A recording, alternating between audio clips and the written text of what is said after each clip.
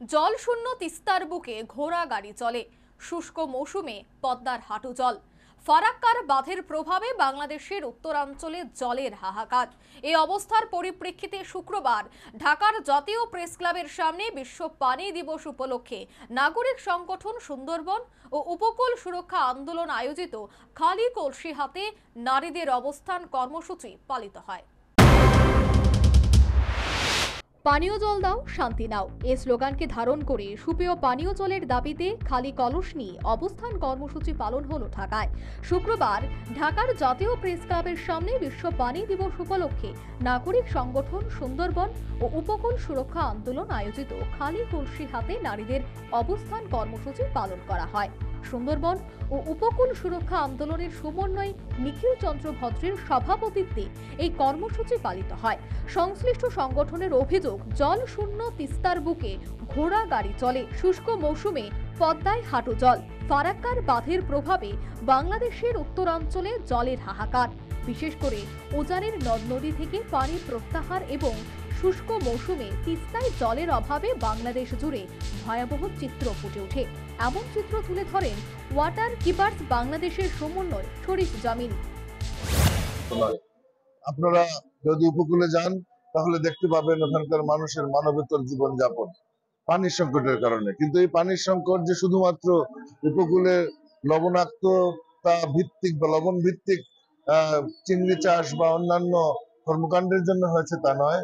আমাদের দেশের উজানে যে সমস্ত নদী ব্যবস্থাপনা মিঠা পানি নিয়ে সাগরের দিকে আসতো, সেই মিঠা পানির নদীগুলিতে বা মিঠা পানির প্রবাহে মারাত্মক রকম ঘাটতি তৈরি হয়েছে।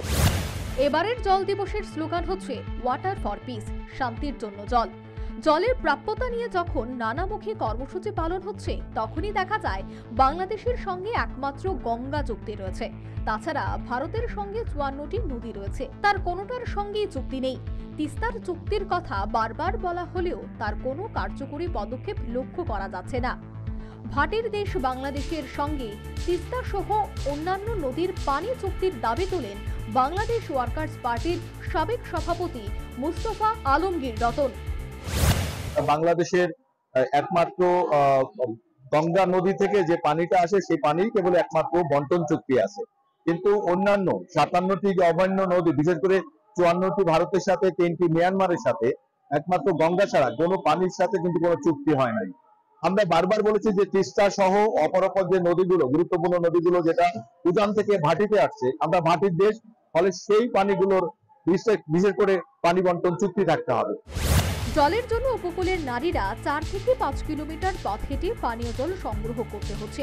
লবণ জলে কাজ করে বহু নারী নানা রকমের জটিল রোগে ভুগছে।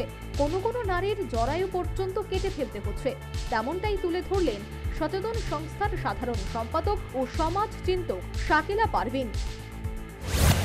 নোনা পানিতে কাজ করা সহ নোনা পানি ব্যবহারের কারণে, অতিরিক্ত লবণাক্ত পানি ব্যবহারের কারণে এই এলাকার অনেক নারী আজকাল এখন যে জরায়ু সংক্রান্ত জটিল রোগে ভুগতে দেখা যাচ্ছে, এমনকি অনেকের জরায়ু কেটে ফেলতে বাধ্য হচ্ছে খুবই কম বয়সে।